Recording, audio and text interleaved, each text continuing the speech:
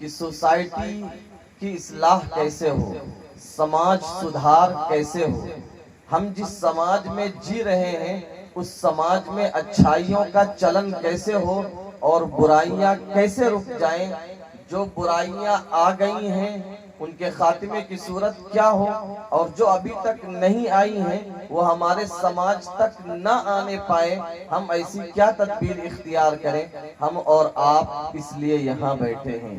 تو یہ سمجھنا چاہیے کہ سماج، سوسائٹی اور معاشرہ یہ بنتا ہے فرد سے، اور اگر فرد کی اصلاح ہو گئی تو سماج کی اصلاح خود بخود ہو جائے گی۔ ہم جلسے کریں، جلوس کریں، سماج سدھار کے نعرے ہم دیتے رہیں، لیکن ہم اپنی زندگی پر غور نہ کریں، فرد کو سدھارنے کی کوشش نہ کریں تو کبھی بھی سماج میں تبدیلی نہیں آ سکتی۔ کسی سماج میں تبدیلی اسی وقت آ سکتی ہے، کوئی سماج سدھار کی ڈگر پر اسی وقت چل سکتا ہے جبکہ اس سماج کے نوجوانوں کے بارے میں، اس سماج کی عورتوں کے بارے میں، اس سماج کے ادھیڑ عمر کے لوگوں کے بارے میں، اس سماج کے بوڑھوں کے بارے میں اور اس سماج کے بچوں کے بارے میں سوچا جائے کہ ہر آدمی کی فردن اکیلے اصلاح کیسے ہو سکتی ہے۔ آپ اس کو مثال سے یوں سمجھ سکتے ہیں، ایک سماج میں 10 چور ہیں، سماج میں ایک برائی ہے، ہم تمام سماج کو تبدیل نہیں کر سکتے، لیکن ہم اتنا کر سکتے ہیں، یا چوری کرنے والا یہ ٹھان لے کہ آج سے میں چوری نہیں کروں گا، تو ایک چور اس سماج سے کم ہو جائیں گے۔ تو جب فرد کی اصلاح ہو جائے گی تو خاندان کی اصلاح خود بخود ہو جائے گی اور سماج کی اصلاح خود بخود ہو جائے گی۔ اگر آدمی اپنے آپ کے اندر جھانک لیتا ہے، سوچ لیتا ہے کہ ہمیں اپنے آپ کو سدھارنا ہے، تو ایک آدمی کے سدھرنے کا بینیفٹ پورے سماج کو ملتا ہے۔ ایک ماں کو ایک اچھا بیٹا مل جاتا ہے، ایک باپ کو ایک اچھا لاڈلا مل جاتا ہے، ایک بہن کو ایک اچھا بھائی مل جاتا ہے، ایک بیوی کو ایک اچھا شوہر مل جاتا ہے، بچوں کو ایک اچھا باپ مل جاتا ہے، پڑوسی کو ایک اچھا پڑوسی مل جاتا ہے، گاؤں والوں کو ایک اچھا گاؤں کا ممبر مل جاتا ہے۔ تو اس لیے ہر آدمی یہ کوشش کرے، ہمیں اپنی اصلاح کرنی ہے، ہم دیکھیں ہمارے اندر برائیاں کیا ہیں اور ہم اپنی اصلاح کریں گے تو خود بخود سماج کی اصلاح ہو جائے گی۔ سماج کی اصلاح کن بنیادوں پر ہونا چاہیے، سماج میں کن چیزوں کا چلن ہونا چاہیے اور کون سی چیزیں سماج میں نہیں ہونی چاہیے، ایک لمبا ٹاپک ہے، لمبا وقت چاہتا ہے۔ فی الحال میں آپ کے سامنے 4 باتیں رکھتا ہوں۔ سب سے پہلی چیز، سماج کی اصلاح جن بنیادوں پر ہوگی ان میں سب سے مضبوط ترین چیز ہے وہ ہے ایمان۔ ہماری سماج کی خوبصورتی یہ ہے، ہم جس سماج میں زندگی گزار رہے ہیں وہ سماج ہمارا کھڑا ہو ایمان کے پلر پر۔ ہم ایک ایمان والے ہیں، اللہ کو ماننے والے ہیں، آخری پیغمبر حضرت محمد مصطفیٰ صلی اللہ علیہ وسلم کو ہم نے اپنا رسول تسلیم کیا ہے، آخرت پر ہمارا ایمان ہے۔ یہ ایمان ہمارے سماج کی بنیاد ہونی چاہیے۔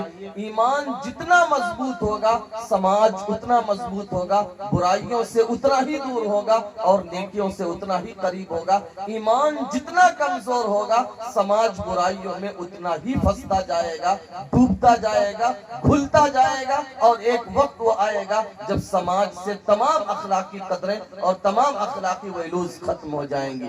اس لیے سماج سدھار کی سب سے پہلی بنیاد ہے وہ ہے ایمان، اللہ پر ایمان۔ ہمارے سماج کے ہر ممبر کا یہ یقین ہونا چاہیے کہ موت دینے والا اللہ ہے اور زندگی دینے والا اللہ ہے، بیماری دینے والا اللہ ہے، صحت دینے والا اللہ ہے، کاروبار کو اٹھانے والا اللہ ہے، کاروبار کو گرانے والا اللہ ہے، اولاد دینے والا اللہ ہے اور اولاد کو چھین لینے والا بھی اللہ ہے، اور ہمیں عزت دینے والا بھی اللہ ہے اور ذلت کے گڈھے میں گرانے والا بھی اللہ ہے۔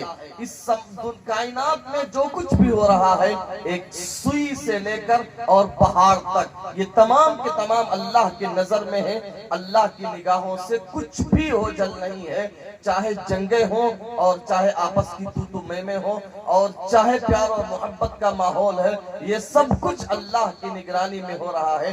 جو کچھ بھی کر سکتا ہے اللہ کر سکتا ہے، اگر اللہ نہ چاہے۔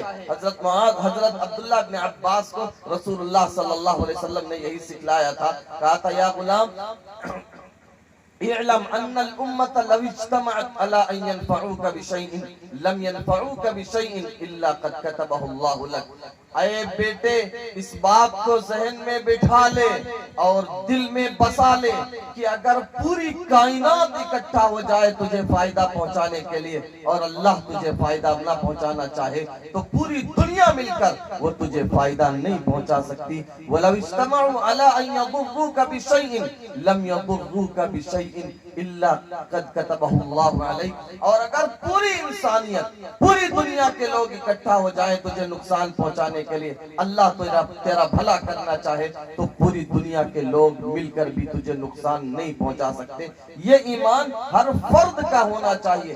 شرک سے ہمارے ہر بچے کو دور ہونا چاہیے۔ شرک ایک گھن ہے، شرک ایک بیماری ہے جو سماج کی بنیادوں کو کمزور کر دیتا ہے اور پھر وہ سماج دھیرے دھیرے خوبیوں سے دور ہوتا ہے۔ اور صرف شرک ایک ایسا گناہ ہے جسے اللہ تعالیٰ معاف نہیں کرتا۔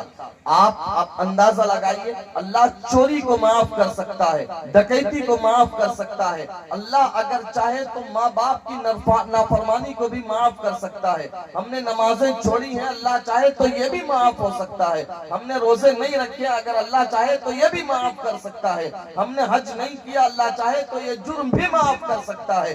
اللہ چاہے تو زنا کو بھی معاف کر سکتا ہے۔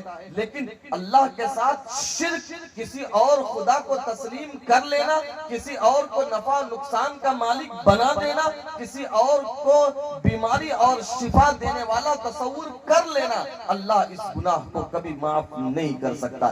اس لئے پیغمبروں نے اپنے اولادوں کی فکر کی ہے۔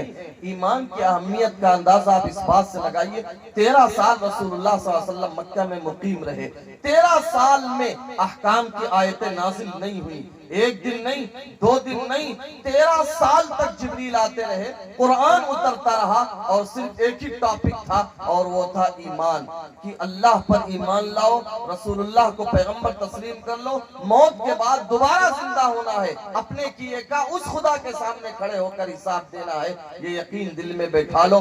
کبھی اس کو واقعات سے سمجھایا گیا، کبھی قوموں کے حالات کو بتایا گیا کہ جنہوں نے اللہ کو مانا ان کا انجام کیا ہوا، جنہوں نے نہ مانا وہ بہت طاقتور تھے، بہت جتھے والے تھے، فوج والے تھے، اللہ تعالیٰ نے سب کو ختم کر دیا اور روئے زمین میں آج ان کا کوئی نام لینے والا نہیں ہے۔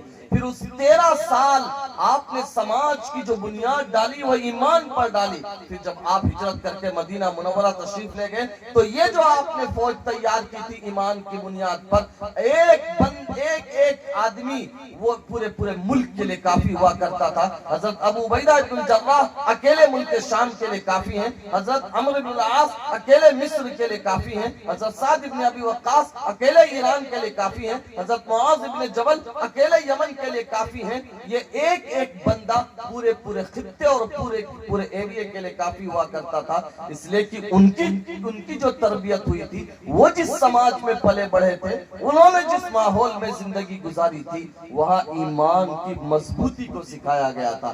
شرک ایک ایسا پاپ ہے، ایک ایسا گناہ ہے جسے اللہ کبھی معاف نہیں کر سکتا اور ہمیں اپنی اولاد کو اس سے بچانے کی ضرورت ہے۔ حضرت لقمان حکیم نے اپنے بیٹے کو نصیحت کی، سب سے پہلی نصیحت کی تھی، یا بنی لا تشرک باللہ ان الشرک لظلم عظیم، اے بیٹے اللہ کے ساتھ کسی کو شریک مت کرنا، شرک بہت بڑا پاپ ہے، شرک سے بڑھ کر کوئی پاپ نہیں ہو سکتا۔ اور یہ تو سمجھ لیجئے کہ آفیشیلی نبی نہیں تھے، خود نبیوں نے اپنے اولادوں کی فکر کی ہے۔ حضرت یعقوب علیہ السلام کی جب وفات ہونے لگی، انہوں نے اپنے اولاد کو اکٹھا کر کے یہ ان سے پوچھا تھا، ما تعبدون من بعدی، یہ بتاؤ میں دنیا سے جا رہا ہوں، میری آنکھیں بند ہو رہی ہیں، لیکن میرے جانے کے بعد تمہارا خدا کون ہوگا، عبادت کس کی کرو گے، سر کس کے سامنے سامنے جھکاؤ گے؟ نظر و نیاز منتیں کس سے مانگو گے؟ تمام بیٹوں نے کہا تھا نعبد الہک و الہ آبائک، اے ابا جان ہم آپ کے پروردگار کی پرستش کریں گے، ہم آپ کے آبا و اجداد حضرت ابراہیم، حضرت اسماعیل، حضرت اسحاق کے پروردگار کی پرستش کریں گے۔ تو ہم جب دنیا سے جا رہے ہوں ہماری اولاد کے سینے میں ایمان رہے گا یا نہیں رہے گا، ہم اس کو یقینی بنا کر اس دنیا سے جانے۔ ہم اس وقت تک آنکھیں نہ بند کریں جب تک ہمیں اطمینان نہ ہو جائے کہ ہمارے جانے کے بعد ہماری اولاد ایمان پر مضبوطی سے ثابت قدم رہے گی، شرک اس کے اندر آنے نہیں پائے گا۔ میں نے یہ مضمون اس لیے چھوڑا، آج ہم جس ماحول میں زندگی گزار رہے ہیں، اسکول اور کالج سے لے کر سیریل تک، مووی تک، ہر جگہ شرک بھرا پڑا ہوا ہے۔ آپ اپنے بچے کو اسکول میں بھیجیں، کالج میں بھیجیں، وہاں بچہ LKG سے لے کر کم از کم ہائی اسکول اور انٹرمیڈیٹ تک تو رہے گا ہی، اور LKG UKG سے لے کر بلکہ اور آپ نیچے چلے جائیے، پلے سے لے کر اور انٹرمیڈیٹ تک اسے وہی پڑھایا جاتا ہے جس کا ہر لفظ خدا کی خدائی کے خلاف ہے، اس کو وہی پڑھایا جاتا ہے جس کا ایک ایک شبد قرآنی تعلیمات سے ٹکراتا ہے، اسے وہی پڑھایا جاتا ہے، وہی ماحول دیا جاتا ہے جو رسول اللہ صلی اللہ علیہ وسلم کی تعلیمات کے خلاف ہے۔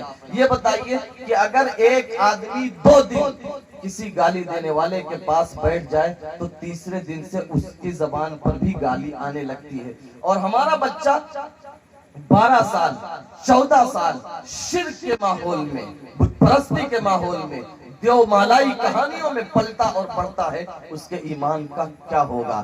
اس لیے آپ کی ذمہ داری ہے، ہماری ذمہ داری ہے کہ ہم جیسے اپنے بچوں کو تعلیم دے رہے ہیں، ہم اپنے بچوں کو ہنر دے رہے ہیں، ہنر دینے کے ساتھ ساتھ، تعلیم دینے کے ساتھ ساتھ اس کے ایمان کی بھی فکر کریں۔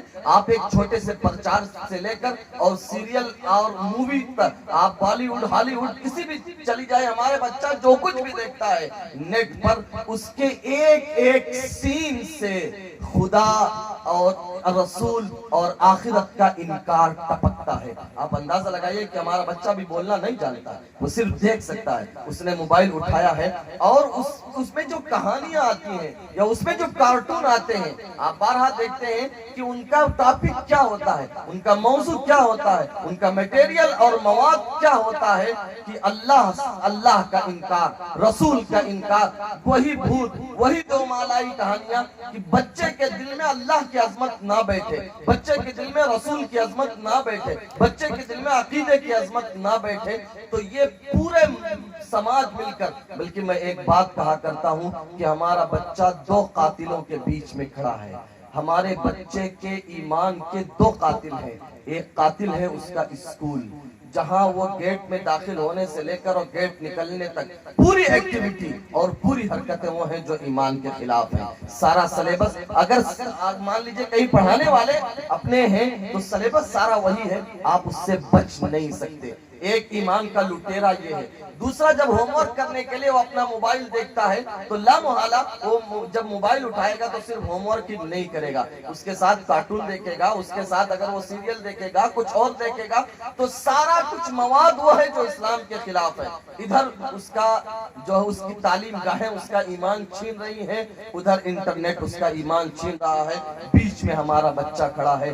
اگر ہم نے اپنے بچے کی ایمان کی فکر نہیں کی تو ہمارا بچہ تباہ ہو جائے گا، برباد ہو جائے گا، اور رسول اللہ صلی اللہ علیہ وسلم کا باغی بن جائے گا۔ اس لیے ہمیں فکر کرنے کی ضرورت ہے، اپنے بچوں کی ایمان اتنا مضبوط ہونا چاہیے جتنا مضبوط صحابہ کرام کے بچوں کا تھا۔ ایک واقعہ میں آپ کو سناؤں، حضرت عبداللہ ابن حذافہ رضی اللہ تعالیٰ عنہ ایک مشہور صحابی ہیں۔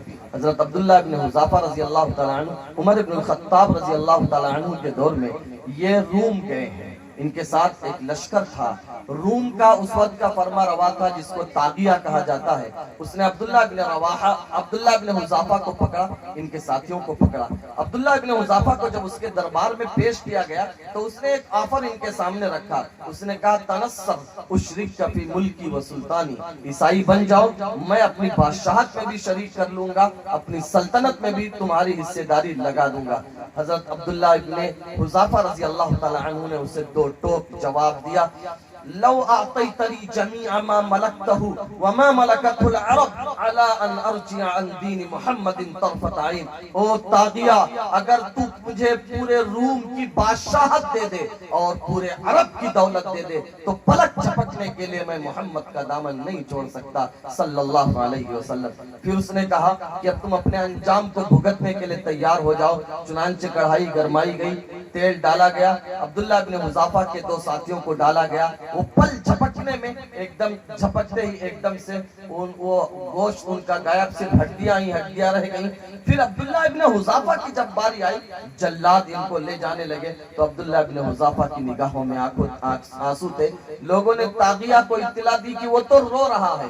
तागिया ने पूछा, कहा कि मैंने कहा था कि तुम बर्दाश्त नहीं कर पाओगे, अब भी पलट आओ, अब भी ईसाई बन जाओ। तो हजरत अब्दुल्ला इब्न हुज़ाफा रज़ी अल्लाह तआला अन्हु ने जवाब दिया, ओ नादान, शायद तू सोच रहा है कि मैं इसलिए रो रहा हूँ कि मुझे अब आग में जाना है, तेल की कढ़ाई में भुनना है। नहीं, मैं इसलिए रो रहा हूँ और मेरी आंखों में आंसू इसलिए है कि मेरे पास सिर्फ एक जान है। अभी तू तेल में डालेगा और वो जान खत्म हो जाएगी। मेरी तमन्ना ये थी कि मेरे जिस्म में जितने बाल हैं, हर बाल के बदले में एक जान होती और मैं एक एक करके अल्लाह के नाम पर उसे कुर्बान करता रहता। मैं इसलिए रो रहा हूँ। इतना मजबूत ईमान होना चाहिए। आज पूरी दुनिया ने तेल की कढ़ाई तैयार कर रखी है।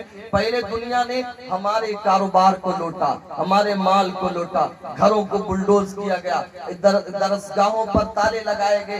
ये तमाम इसलिए ताकि हम ईमान को छोड़ दें, ताकि हम शिर्क में मुब्तला हो जाएं, ताकि हम अल्लाह के बागी हो जाएं। इसलिए हमें अपने ईमान पर मजबूती से साबित कदम रहना है। और खास तौर पर इस सिलसिले में सबसे अहम किरदार जो अदा कर सकती हैं वो औरतें अदा कर सकती हैं।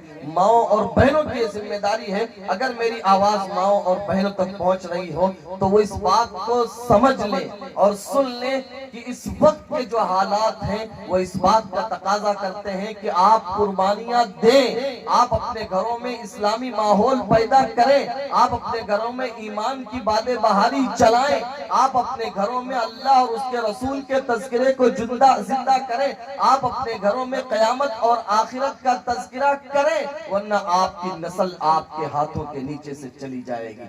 कभी एक वक्त वो था जब नबी को घबराहट हुई थी। नबी घबरा कर खदीजा के पास आए थे और अम्मा खदीजा ने कहा था घबराने की जरूरत नहीं है, अल्लाह आपको ज़ाये नहीं करेगा। फिर उनको लेकर वो वरक़ा इब्न नौफल के पास गई थी। गोया कि जब एक नबी घबराया हुआ था उस वक्त अगर किसी ने नबी को सहारा दिया था तो एक औरत ज़ात ने सहारा दिया था। आप याद कीजिए वो मक्का का माहौल और वो सुमैया की कुर्बानी। हजरत सुमैया रज़ी अल्लाह तआला अन्हा एक खातून थी, इस्लाम के लिए इन्होंने अपना पहला खून बहाया है, पहली गर्दन पेश की है। इन्हें एक दिन ये रोजाना ईमान लाने के पादाश में इन्हें रोजाना सजा दी जाती थी, मारा जाता था, सताया जाता था, बांधा जाता था। एक दिन इन्हें रस्सियों में जकड़ा गया। अबू जहल आ गया और उसने कहा कि अब तो मोहम्मद का इनकार कर दे सल्लल्लाहु अलैहि वसल्लम। हजरत सुमैया ने अबू जहल के चेहरे पर थूक दिया और कहा कि अगर तुम मरकर दोबारा जिंदा भी हो जाए जब भी मैं मोहम्मद का दामन नहीं छोड़ सकती सल्लल्लाहु अलैहि वसल्लम। अबू जहल को गुस्सा आया, उसने उनकी औलाद के सामने, शौहर के सामने हजरत सुमैया के कपड़े उतार दिए, मादरजात नंगा किया और फिर उनकी शर्मगाह में बरछा मार दिया। वो शहीद हो गई लेकिन उन्होंने ईमान से सौदा नहीं किया। अफसोस की बात यह है हम जिस सदी में जिंदगी गुजार रहे हैं, जिस युग में हम जी रहे हैं, जिस शताब्दी में हम जिंदगी गुजार रहे हैं, कहां औरतों ने इस्लाम को सहारा दिया था, नबी ये आखिर ज़मा के कपाते हाथों को थामा था। आज उन्हीं औरतों ने ईमान को छोड़ दिया, आज उन्हीं औरतों ने रसूलुल्लाह सल्लल्लाहु अलैहि वसल्लम का साथ छोड़ दिया, आज उन्हीं वही औरतें रसूलुल्लाह की बागी बन गई, आज उन्हीं औरतों ने इस्लाम का दामन अपने गले से निकाल कर छोड़ दिया। उसकी गुनहगार सिर्फ वो बच्चियां नहीं हैं जिन्होंने अपना दामन इस्लाम से छुड़ा लिया, हम भी उसके मुजरिम हैं, आप भी उसके मुजरिम हैं। اور گھر کی عورتیں بھی اس کی مجرم ہیں. اس لیے ہماری ماؤں اور بہنوں کی ذمہ داری ہے کہ ہم اپنے گھروں میں دینی ماحول پیدا کریں. مسجد کی اذان ہو, ہمارا بچہ اگر سمجھدار ہے, 7 سال کے اوپر ہو گیا ہے, تو آپ فوراً اس بات کی تیاری کریں, اس کو ابھاریں, لالچ دے, گھروں میں ٹافی کا ڈبہ رکھیں, اس کو کچھ پیسے دے اور اچھی طرح پابندی کریں. آپ اس کو سائیکل دلا دیں, لیکن جیسے اذان کی آواز ہو آپ فوراً اسے تیار کریں کہ بیٹا ٹوپی لگاؤ, بیٹا وضو کرو, مسجد جانا ہے, اذان کی آواز آ رہی ہے. بچپن سے ہی آپ اس کی وہ ڈالیں. جب بچہ کھانے کے لیے بیٹھے تو آپ اسے پوچھیں کہ بیٹا ہمارے نبی کھاتے کیسے تھے, ہمارے نبی پانی کیسے پیتے تھے. جب وہ لقمہ اٹھائے تو آپ اسے ٹوکیں کہ نہیں, لقمہ سے پہلے آپ کو پڑھنا کیا ہے. جب پانی اٹھائے تو آپ اسے بتائیں پینے کا طریقہ کیا ہے. ایک دینی ماحول پیدا کریں. جیسے آپ اس کے اسکول کی فکر کرتی ہیں, کالج کی فکر کرتی ہیں, اپنے امام سے پوچھیں, علماء سے پوچھیں, کوئی ایک کتاب گھر میں رکھیں. جب شام کا کھانا تیار ہو جائے تو کھانا کوئی اس وقت تک نہیں کھائے گا جب تک 5 منٹ کے لیے وہ ایمان عقیدے کی کتاب نہ پڑھ دی جائے گی, تاکہ بچہ سمجھے کہ ابو بکر تھے کون, عمر تھے کون, علی مرتضی تھے کون, عثمان کی قربانیاں کیا ہے, خاتون جنت حضرت زہرا کی قربانی ہے کیا, حسن اور حسین نے کن لوگوں سے ٹکر لی تھی, حسین نے میدان کربلا میں کاہے اتنا بڑا لشکر شہید کرایا, ان کے گھر کے بچوں کو نیزوں پر اچھال دیا گیا, خون کی نالیاں بہ گئی, پیاسے انہوں نے جان دے دی, قربانیاں دے دی. اس کے پیچھے لاجک کیا تھی, اتنی بڑی قربانی کیا تھی, یہ آپ اپنے بچوں کو بتائیں. جب شروع سے بچہ سنے گا تو اس کا ایمان مضبوط ہوگا. اور اگر ہوتا کیا ہے, بیماری کہاں سے آئی, بچہ جب شروع میں ہے, گود میں بیٹھا ہے, تو ماں بچے کو گود میں بیٹھائی ہے, موبائل دیکھ رہی ہے. جب بچہ بیٹھنے لگا, اب ماں کو کام کرنا ہے, روٹی پکانی ہے, کپڑے دھلنے ہیں, پوچھا لگانا ہے, اب بچہ رو رہا ہے, موبائل تھما دیا. بچہ اور بڑا ہوا, اب اس کی عادت آپ نے بنا دی ہے, موبائل کے بغیر وہ بچہ رہے گا نہیں. دیکھیے ایک بات ذہن میں بیٹھا لیجئے, جیسے عورت کا مزاج بچے میں منتقل ہوتا ہے, یعنی عورت کو کھانسی ہے تو بچے کو کھانسی آنے لگتی ہے, عورت جب بچہ دودھ پیتا ہے, عورت کو سردی ہے, بچے کو سردی ہو جاتی ہے, ایسے ماں کی نیکی, ماں کی بدی لڑکے میں منتقل ہوتی ہے, بچے میں منتقل ہوتی ہے. آپ اپنے بچے کے سامنے, وہ بھی معصوم بچے کے سامنے, جب آپ غلط چیزیں دیکھیں گی, فحش چیزیں دیکھیں گی, بے حیائی کی چیزیں دیکھیں گی, بے حیائی کا برتاؤ اس کے سامنے پیش کریں گی, تو ایسا ہو ہی نہیں سکتا کہ کل بچہ وہ بے حیا نہ بنے. اس بچے کو تو بے حیا بننا ہی ہے. اس لیے شروع سے آپ فوکس کریں کہ ہمارے گھر میں جو بچہ ہے, ہم اس کے سامنے بے حیائی کی حرکت نہیں کریں گے, کوئی ایسی چیز نہیں دیکھیں گے, نہ سنیں گے جس سے اس کے کانوں پر برا اثر پڑے, اس کے دماغ پر غلط اثر پڑے. اور پھر بچہ جیسے جیسے بڑا ہو, اسے آپ رسول کا شیدائی بنائیں, اسے عاشق رسول بنائیں, اسے اس کے دل میں اللہ کی محبت پیدا کریں. بتائیں اسے کہ کل مرنا ہے, کوئی نہیں زندہ رہا ہے, ہمارے اب دادا مر گئے, ہمارے ابا مر گئے, تمہارے پر دادا مر گئے, ہو سکتا ہے دادا بھی مر گئے ہوں, کل تمہارے ابا کو بھی مر جانا ہے, ہمیں بھی مر جانا ہے, کل تمہیں بھی زمین کے کیڑے مکوڑوں میں مل جانا ہے. لیکن کل جب اللہ زندہ کھڑے گا تو ایک خدا کے سامنے ایک ایک حرکت کا جواب دینا ہے. سالوں سال بیت جاتے ہیں, برا نہ مانیے, بلکہ جو ہے 10 سال بیت جاتے ہیں, ہمارے بچوں کے کانوں میں کبھی موت کی آواز نہیں پڑتی. ہمارے بچے کبھی یہ نہیں جانتے کہ نہیں, جس خدا نے صحت دی ہے, جس خدا نے جوانی دی ہے, جس خدا نے یہ طاقت دی ہے, جس خدا نے یہ بزنس دیا ہے, جس خدا نے یہ مال اور دولت دی ہے, جس خدا نے یہ آنکھیں دی ہے, جس خدا نے یہ زبان دی ہے, کل وہی خدا ان تمام کا حساب لینے کے لیے بیٹھا ہوگا. وہ کرسی یا عدالت پر بیٹھا ہوگا, آپ کے منہ پر مہر لگائی دی جائے گی, ہمارے منہ پر مہر لگا دی جائے گی. یہ ہاتھ اللہ سے بولیں گے, یہ ران گواہیاں دے گی, یہ زمین بول پڑے گی, اے اللہ میری پشت پر اس نے ایسا کیا. رجسٹر کھول دیے جائیں گے. انسان گھبرا کر کہے گا مالی ھذا الکتاب لا یغادر صغیرۃ ولا کبیرۃ الا احصاها, کہ ہم نے تو دھانے پور کے بازار میں ایک چھوٹا سا کام کیا تھا, اس رجسٹر میں تو وہ بھی لکھا ہے.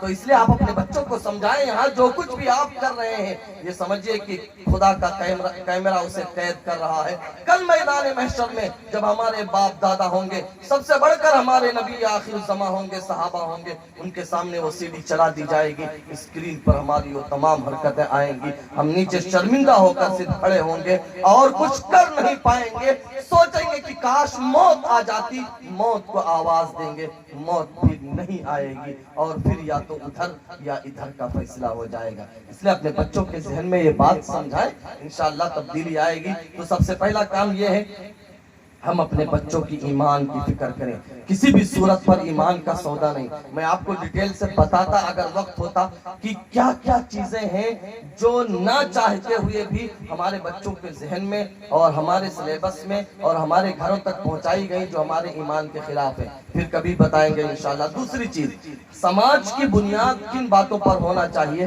سماج اور معاشرہ، سوسائٹی میں ریڑھ کی ہڈی رکھتے ہیں ماں باپ۔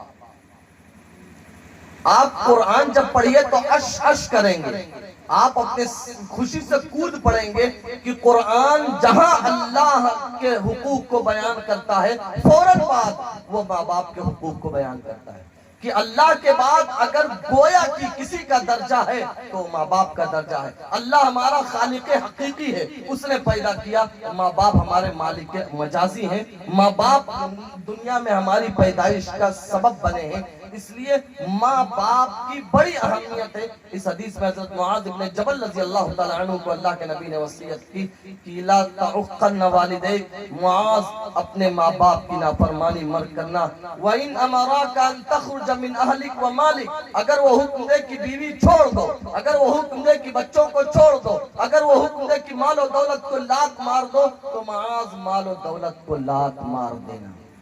حضرت عبداللہ ابن عمر رضی اللہ تعالیٰ عنہما حضرت عمر ابن الخطاب کے صاحبزادے ہیں، ان کی ایک بیوی تھی، وہ اس سے بے پناہ محبت کرتے تھے۔ حضرت عمر نے ان سے کہا کہ طلاق دے دو۔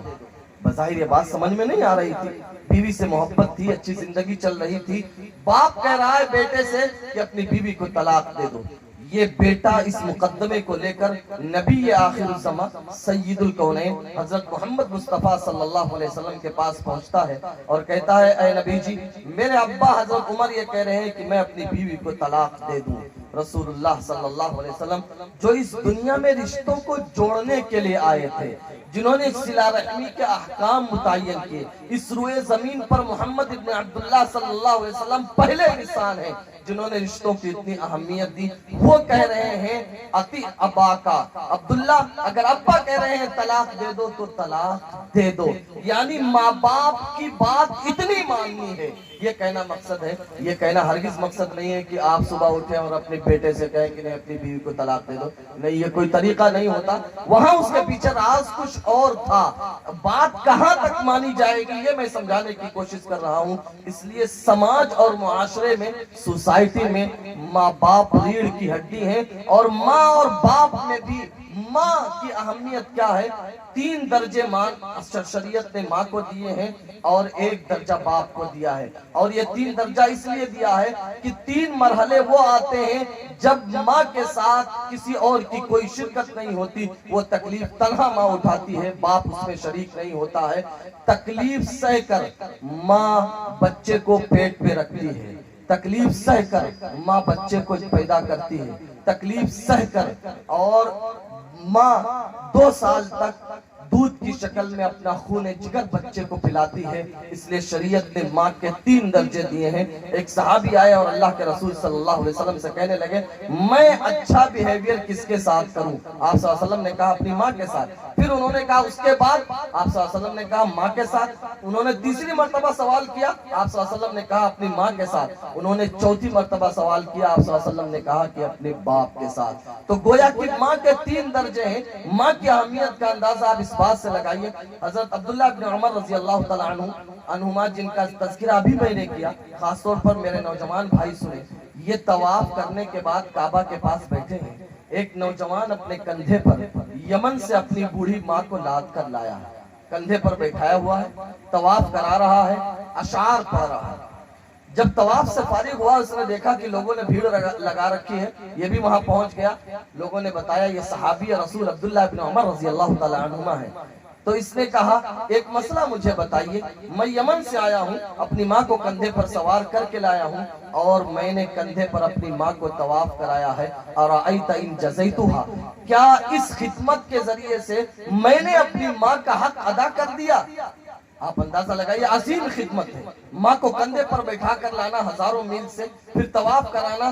تو حضرت عبداللہ بن عمر نے جو اسے جواب دیا تھا وہ جواب سنیے، انہوں نے کہا تھا وَلَا بِصَفْرَةٍ وَاحِدَةٍ، جب تو پیدا ہو رہا تھا تیری پیدائش کی وجہ سے تیری ماں کے پیٹ میں درد اٹھا تھا، اس درد کی وجہ سے تیری ماں کی زبان سے آہ کی آواز نکلی تھی، تیری یہ خدمت اس آہ کا بدلہ بھی ادا نہیں کر سکتی ہے۔ اس لیے ماں باپ کو اہمیت دو، خاص طور پر وہ بڑھاپے میں پہنچ جائیں تو اب بوڑھے ماں باپ کی سب سے بہترین غذا ہو ہے پیار، محبت، لڑکوں کے میٹھے بول، لڑکیوں کی میٹھے بول، پوتوں اور پوتیوں کے اچھے بیہیویئر، اچھا سلوک، اچھا برتاؤ۔ اس لیے ماں باپ کے ساتھ اچھا برتاؤ ہونا چاہیے، اچھا سلوک ہونا چاہیے، وہ خاندان کے پلر ہیں۔ جو باپ بڑھاپے میں پہنچا ہے اس کی اولاد اسے دھکا دیتی ہے، رونے، سسکنے، بلکنے پر مجبور کرتی ہے، اگر اس باپ کو جوانی میں پتہ چل جاتا کہ میری اولاد بڑھاپے میں میرے کام نہیں آئے گی تو وہ اپنی ہڈیوں کو اس کے پیچھے نہ گلاتا، وہ کچھ سیونگ کر کے رکھتا تاکہ بڑھاپے میں اسے کام آ جائے۔ وہ تو بیچارہ جب بڑھاپے میں پہنچا ہے تب پتہ چلا کہ اولاد اس کے کام آنے والی نہیں ہے۔ اس لیے اپنے ماں باپ کی قدر کرو۔ اللہ کے رسول صلی اللہ علیہ وسلم کے پاس جبرائیل آئے اور انہوں نے کہا قیامت کب آئے گی؟ آپ صلی اللہ علیہ وسلم نے کہا کہ جتنا قیامت کے بارے میں تمہیں معلوم ہے اتنا ہی مجھے معلوم ہے۔ جبریل نے کہا اچھا کچھ نشانیاں بتا دو کہ جب یہ نشانیاں ہونے لگے تو میں سمجھ جاؤں گا کہ قیامت آ جائے گی۔ آپ صلی اللہ علیہ وسلم نے فرمایا ان تلد الامۃ ربتها، جب گھروں میں ماؤں کو ذلیل کیا جانے لگے، جب ماؤں کے ساتھ غلاموں اور لونڈیوں جیسا برتاؤ کیا جانے لگے، جب ماؤں کو رونے، سسکنے، بلکنے پر مجبور کیا جانے لگے تو سمجھو اب قیامت آ جائے گی۔ اب اللہ اس نظام کو توڑ پھوڑ کر رکھ دیں گے، اب اللہ اس کائنات کے نظام کو درہم برہم کر دیں گے۔ ہم اور آپ اندازہ لگائیں کیا آج ہمارے گھروں میں ہماری ہی ماں باپ سیف ہیں؟ ہمارے رویہ ماں باپ کے ساتھ کیا ہے؟ ترمذی کی ایک روایت ہے، اللہ کے رسول صلی اللہ علیہ وسلم نے ارشاد فرمایا اق امہ وَأَقَّ أُمَّهُ وَأَطَاعَ زَوْجَتَهُ وَجَفَا أَبَاهُ وَأَدْنَى صَدِيقَهُ، کہ جب یہ حالات بنے کہ ماں کی نافرمانی ہونے لگے، بیویوں کی غلامی ہونے لگے، دیکھیں ماں کی بات مانی جائے، بیوی کی بھی بات مانی جائے، جائز اس کا حق بھی پورا کیا جائے، جائز اس کا حق بھی پورا کیا جائے، اس میں کوئی برائی نہیں ہے۔ لیکن ماں کو اگنور کر کے، ماں کو نظر انداز کر کے جب بیوی کی بات مانی جائے، دوست کے بول اچھے لگے لیکن بوڑھے ماں باپ کے بول اچھے نہ لگے، آدمی دوستوں کے بعد پوری رات بیٹھ کر کاٹ دیتا ہے لیکن باپ کے پاس 10 منٹ بھی بیٹھنے کے لیے تیار نہیں۔ جب یہ حالات بنے تو اللہ کے رسول صلی اللہ علیہ وسلم نے فرمایا فَلْيَرْتَقِبُوا عِنْدَ ذَلِكَ رِيحًا حَمْرَاءَ وَزَلْزَلَةً وَخَسْفًا وَمَسْخًا، کہ جب یہ حالات بنے کہ باپ کو دھکا دیا جانے لگے، باپ کی بولی بری لگنے لگے، آپ باپ سے بھاگے بھاگے رہیں، جب باپ گھر میں آئے آپ باہر نکل جائے، آپ باہر آئیں تو باپ، آپ اندر آئیں تو باپ باہر چلا جائے، جب یہ صورتحال بن جائے تو آپ انتظار کرو اللہ کی طرف سے سرخ آندھیاں آئیں گی، اب زلزلے آئیں گے، اب پتھروں کی بارش ہوگی، اب زمین پھٹے گی اور لوگوں کو دھسا دیا جائے گا۔ اس لیے ماں باپ سماج کی میں ریڑھ کی ہڈی رکھتے ہیں، ان کی قدر کر لو، ان کی باتیں مان لو، ان کو پیار دے کے ماں باپ کو۔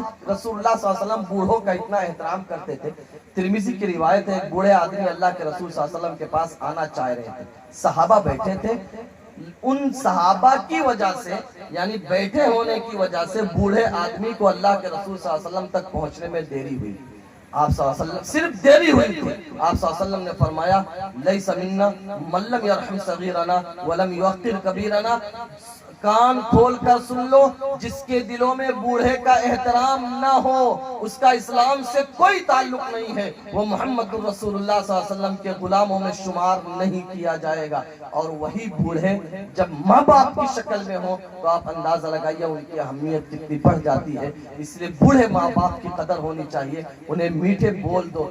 دیکھیں تمہیں جو رزق دیا جاتا ہے انما تنصرون وترزقون بضعفائکم، تمہیں جو روزی دی جاتی ہے، تمہاری جو مدد کی جاتی ہے، وہ ان بوڑھوں کے طفیل کی جاتی ہے۔ آپ میں سے کتنے لوگ ایسے ہیں کتنے کے ماں باپ بیمار تھے، 1 مہینے میں 10,000 ان کے علاج پر لگتا تھا، ہم اور آپ اندر سے چاہ رہے تھے بوڑھے میاں ٹپک جاتے تو ٹھیک تھا، یہ ہمارا 10,000 بچ جاتا۔ ارے بہت سارے سوچتے ہیں نہیں، آپ میں سے کوئی ہاتھ اٹھا کر بتا دو کہ جو میرے بوڑھے ماں باپ علاج پر جو ہم خرچ کیا کرتے تھے ان کے مرنے کے بعد آپ نے وہ پیسہ بچایا ہو تو بتاؤ۔ نہیں، کوئی نہیں دکھا سکتا۔ وہ پیسے آپ کو ان بوڑھوں کی برکت سے مل رہا تھا، جب وہ بوڑھے چلے گئے وہ برکت بھی اٹھ گئی۔ اس لیے ان کو غنیمت سمجھو، یہ صرف میٹھی بول کے محتاج ہیں۔ آپ کے گھر میں کھانا پکنا ہی ہے، ایک دن اپنے باپ سے پوچھ لو، ابا جان آج آپ کے مطابق کھانا پکے گا، آپ جو کہیں گے آپ کی فرمائش پر آج ڈش بنے گی۔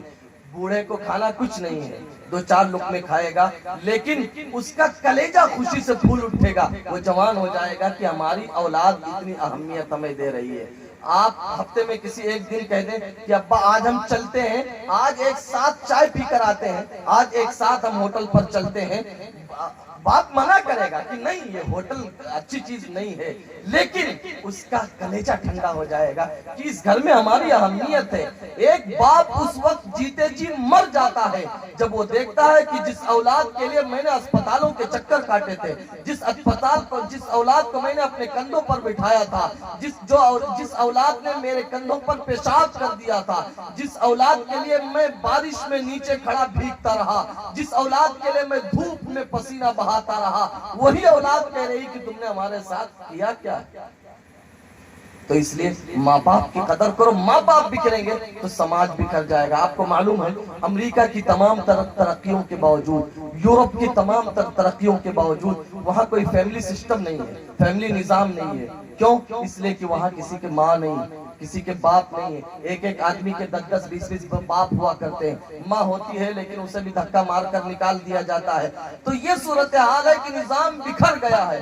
اگر آپ اپنی گاؤں کو بکھرنے سے بچانا چاہتے ہیں، اپنی بستی کو بکھرنے سے بچانا چاہتے ہیں، اپنے گھر کو بکھرنے سے بچانا چاہتے ہیں، تو بوڑھے ماں باپ کو قدر کریں، اور اس کا صرف ایک ہی وظیفہ ہے اور ایک ہی دعا ہے، اور وہ ہے برداشت برداشت برداشت۔ آپ برداشت کریں، صبر کریں، بولیاں تو سننی پڑیں گی، کبھی بوڑھے ماں باپ آپ کو ناجائز چلائیں گے بھی۔ قرآن کہتا ہے وَمَن نُعَمِّرْهُ نُنَكِّسْهُ فِي الْخَلْقِ، جس کی عمر زیادہ ہوتی ہے اس کے اندر کچھ کمزوریاں اللہ پہ رکھ دیتا ہے۔ اب 55 اور 55 برابر ہیں، اس لیے آپ ان کی برداشت کریں، اللہ تعالیٰ آپ کی مدد بھی کرے گا، آپ کی تربیت بھی اچھی ہوگی۔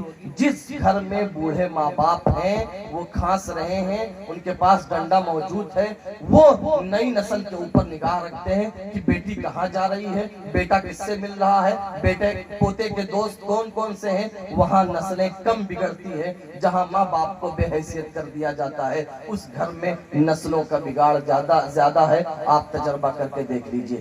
ٹائم زیادہ ہو گیا، کہنے کو بہت کچھ تھا، لیکن اب اسی پر میں اپنی بات کو ختم کرتا ہوں کہ ایک مضبوط سماج کی بنیاد یہ ہے کہ وہاں ایمان کی مضبوطی ہو، عقائد کی مضبوطی ہو۔ آپ عقائد پر محنت کریں، ورنہ نسلیں ہمارے ہاتھ سے جا رہی ہیں، جہنم کا ایندھن بنتی جا رہی ہے۔ اور اپنے ماں باپ کی قدر کریں، خاص طور پر عورتیں اس سلسلے میں بہتر کردار ادا کر سکتی ہیں۔ ماں اور بہنوں کی ذمہ داری ہے کہ آپ بازار کی زینت نہ بنیں، آپ موبائل کی قیدی نہ بنیں۔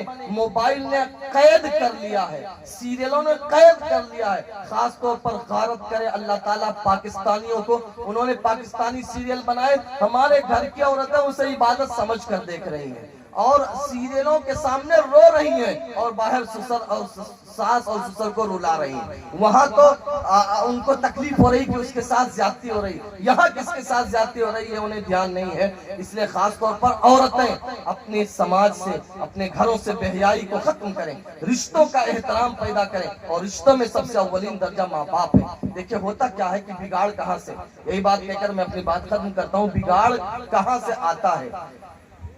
ہر گھر میں لڑائی ہوتی ہے، ہمارے بھی گھر میں، آپ کے گھر میں بھی، لیکن جب ماں کی لڑائی ہے ساس سسر سے، اب ماں اپنے ہی بیٹے کے سامنے دادا اور دادی کی برائی کرتی ہے، ماں کی لڑائی ہے دیورانی اور جیٹھانی سے. ماں اپنے ہی بیٹے کے سامنے چچی اور بڑی اماں کی برائی کرتی ہے. ماں اپنے بیٹے کے سامنے اس کی پھوپھیوں کی برائی کرتی ہے. تو وہ بیٹا اندر سے یہ سمجھتا ہے کہ یہ دادا دادی، یہ چچا چچی اور یہ پھوپھیاں یہ ظالم ہیں، ہماری ماں اس ظالم سماج کے بیچ میں قید ہے. تو بچہ بچپن سے سوچتا ہے یا بچی سوچتی ہے کہ ہمیں بڑے ہو کر ان سے بدلہ لینا، بڑے ہو کر ڈاکٹر بننا، انجینئر بننا، عالم بننا، مفتی بننا. یہ خواب اس کے سامنے نہیں ہے. وہ کہہ رہا ہے کہ میں بڑا ہوں گا تو ان کو نپٹاؤں گا، میں ان سے بدلہ لوں گا.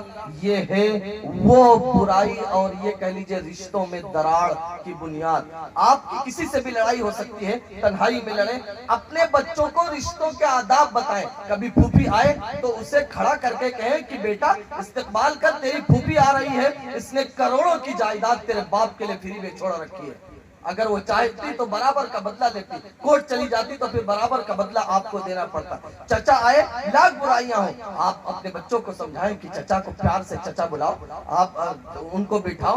اور جو دادا دادی ہیں ان کو آپ بتائیں کہ دادا دادی کی اہمیت کیا ہے. اور آپ گھر میں بچوں کو وقت دیں.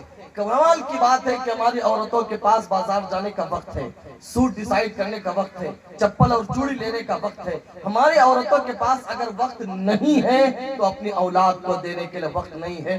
جب ہم نے اپنی اولاد کو وقت دینا چھوڑ دیا تو پھر موبائل انٹرنیٹ نے ان کا وقت لیا اور ہماری نسلیں آج تباہ ہو گئیں، برباد ہو گئیں. اور بے حیائی نے گھر گھر جگہ پکڑ لی ہے. برائیوں میں ہمارے چھوٹے سے لے کر بڑے تک سارے بچے مبتلا ہیں. اس لیے اپنے بچوں کو وقت دیں، رشتوں کی اہمیت کو سمجھے. اللہ عمل کی توفیق عطا فرمائے. اللہ کہیں سنی باتوں میں جو کمیاں کوتاہیاں ہیں اسے درگزر فرمائے. ہمیں عمل کی نیت سے یہاں سے اٹھنے کی توفیق عطا فرمائے.